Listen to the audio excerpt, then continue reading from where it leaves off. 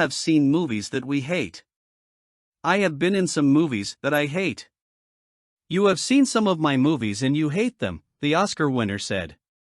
Tom Hanks isn't a fan of some of his filmography.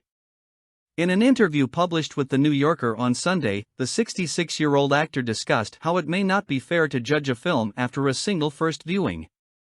But, added the making of another major motion picture masterpiece author, let's admit this, we all have seen movies that we hate. I have been in some movies that I hate. You have seen some of my movies and you hate them. As for how a film is received in general, someone is going to say, I hated it. Other people can say, I think it's brilliant. Somewhere in between the two is what the movie actually is, the Oscar winner explained, referring to the idea as Rubicon number 3 in his list of 5 points of the Rubicon that are crossed by anybody who makes movies. The first Rubicon you cross is saying yes to the film. You are going to be in that movie, Hanks said. The second Rubicon is when you actually see the movie that you made. It either works and is the movie you wanted to make, or it does not work and it's not the movie you wanted to make.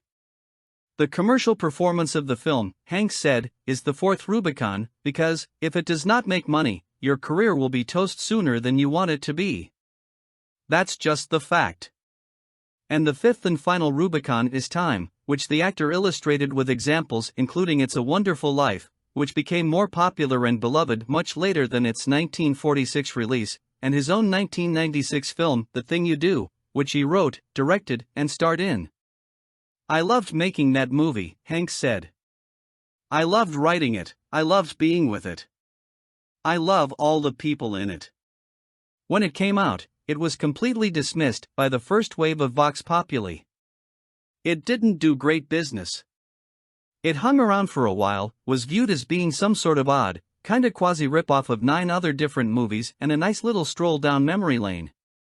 Now the same exact publications that dismissed it in their initial review called it Tom Hanks' cult classic, That Thing You Do. So now it's a cult classic, he added.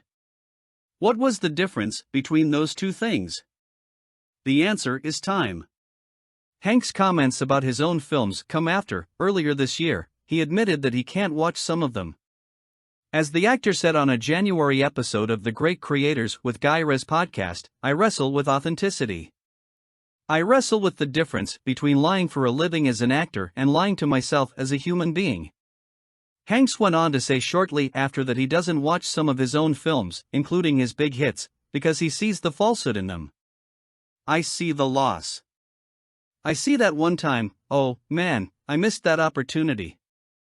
And it's not because, at the moment, I chose not to, it's because, after it was done, I realized I didn't go far enough. I didn't go to the place that I could have gone, he added.